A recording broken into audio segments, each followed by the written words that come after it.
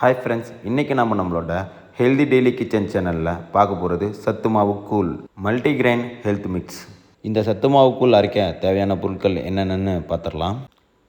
கருப்பு சுண்டல் 250 gram, ragi 250 gram, திணை 250 gram, சாமை 250 கிராம், கம்பு 250 கிராம், பச்சைப்பயிறு 250 கிராம், கோதுமை 250 கிராம், சிகப்பரிசி 250 கிராம், பார்லி அரிசி 250 கிராம், வெள்ளைச்சோளம் 250 கிராம், மக்காச்சோளம் 250 கிராம், கருப்புளுந்து 250 கிராம், பொட்டுக்கடலை 150 கிராம், நிலக்கடலை 150 கிராம், முந்திரி 150 கிராம், பாதாம் 150 கிராம், பிஸ்தா 150 கிராம், ஏலக்காய் 20 கிராம். அடுத்ததாக செய்முறை எப்படின்னு சொல்லி பார்த்துடலாம். ஸ்டவ் ஆன் பண்ணி பேன் அடுப்பு வச்சு கருப்பு சுண்டலை கொட்டிட்டு ஹை ஃப்ளேமில் ஒரு 2 to 3 மினிட்ஸ் நல்லா வறுத்து எடுத்துடலாம்.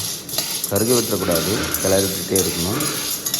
2 to 3 மினிட்ஸில் நல்லா வாசனை வர ஆரம்பிக்கும். அப்போ இறக்கிட்டு நல்லா ஆற வச்சிடலாம். இதுதான் இதே மாதிரி முளைக்கட்டிய பச்சை பயிறு, கோதுமை, பார்லி அரிசி, சோளம், கருப்புளுந்து, மக்காச்சோளம், திணை, சாமை,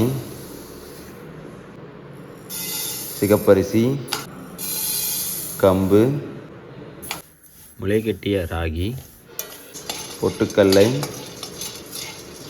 நிலக்கடலை, இந்த எல்லா தானியங்களையும் 2லேருந்து 3 நிமிஷம் நல்லா வறுத்து எடுத்துக்கணும். கருகு விட்டுறக்கூடாது. கருகிருச்சுன்னா நல்லா வாசனையும் டேஸ்ட்டும் நம்மளுக்கு கிடைக்காது. 2லேருந்து 3 நிமிஷத்துலேயே நல்லா வறுபட்டு நல்லா ஸ்மெல் வர ஆரம்பிக்கும். அந்த டைமில் இறக்கிட்டு நல்லா நம்ம ஆற வச்சுக்கணும்.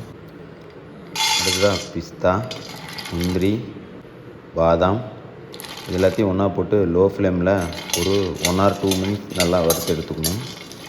நல்லா வறுபட்ட உடனே எல்லா தானியங்களோடு சேர்த்து இதையும் நல்லா ஆற வச்சுக்கணும். ஏலக்காயை வறுக்கணுன்னு அவசியம் இல்லை, அப்படியே சேர்த்துக்கலாம்.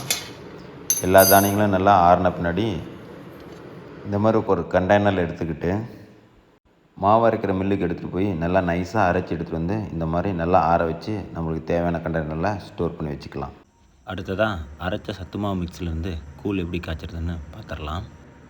ஃபஸ்ட்டு ஒரு கப்பில் 2 டீஸ்பூன் சத்து மாவு மிக்ஸை சேர்த்துக்கலாம். அது கூட ஒரு 50 ml தண்ணி விட்டு நல்லா கட்டி இல்லாமல் நல்லா மிக்ஸ் பண்ணிக்கலாம். அடுத்ததாக ஸ்டவ் ஆன் பண்ணிவிட்டு தேவையான பாத்திரத்தை வச்சுட்டு அது கூட 250 ml தண்ணி சேர்த்துக்கலாம்.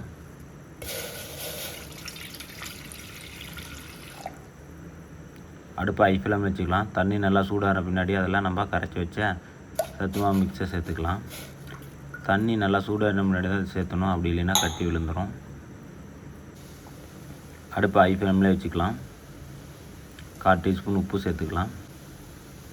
இதில் உப்புக்கு பதிலாக இனிப்பு வேணும்னாலும் சர்க்கரை, கரும்பு சர்க்கரை, வெல்லம், பனை வெல்லம், பனங்கற்கண்டு இந்த மாதிரி நம்மளுக்கு என்ன வேணுமோ அது வேணாலும் சேர்த்துக்கலாம். நான் உப்பு தான் சேர்த்துருக்கேன். இது நல்லா பொங்கி வரும், அதனால் ஒரு 2 to 3 மினிட்ஸ் பக்கத்துலேயே இருந்து கொஞ்சம் நல்லா கவனிச்சுக்கணும்.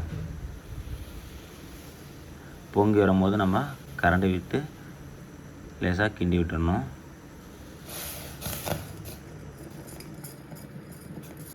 இப்போ கூழ் ஓரளவுக்கு நல்லா வெந்துருச்சு. இனிமேல் அந்தளவுக்கு பொங்கி வராது. அதனால் ஸ்டவ்வை மீடியம் ஃப்ளேம் வச்சுட்டு நம்ம வேறு ஏதோ ஒர்க் இருந்துச்சுன்னா பார்க்க போயிடலாம். ஒரு 5 to 6 மினிட்ஸ் இது மீடியம் ஃப்ளேம்லேயே நல்லா கொதிக்க விடணும். அப்போ தான் கூழ் நல்லா வெந்து வரும். இப்போ கூழ் நல்லா வெந்து வந்துருச்சு. இந்த டைமில் ஸ்டவ் ஆஃப் பண்ணிவிட்டு நம்ம கூழை தேவையான பாத்திரத்துக்கு மாற்றிக்கலாம். அவ்வளோதாங்க, நம்ம சுவையான சத்தான சத்து மாவு கூழ் ரெடிங்க. இனிமேலாவது கடையில் கிடைக்கிற ஹெல்த் மிக்ஸை சாப்பிட்டு உடம்பு கெடுக்கிறத தவிர்த்துட்டு நம்மளே வீட்டில் சுவையான சத்து மாவு கூழ் செஞ்சு சாப்பிட்லாம். தேங்க்யூ. இந்த சத்து மாவு மிக்ஸ் உங்களுக்கு பிடிச்சிருந்துச்சுன்னா இதே மாதிரி வீடியோ உங்களுக்கு வேணும்னு நீங்கள் எதிர்பார்க்குறீங்களா? அப்போ இந்த ஸ்க்ரீனில் இருக்கிற நம்ம சேனலோட லோகோவை கிளிக் பண்ணி சேனலை சப்ஸ்கிரைப் பண்ணிடுங்க. மறக்காமல் பெல் பட்டனை கிளிக் பண்ணி ஆல் கொடுத்துருங்க. அப்போ தான் அடுத்தடுத்து போடுற வீடியோ உடனே உங்களை வந்து சேரும். தேங்க்யூ.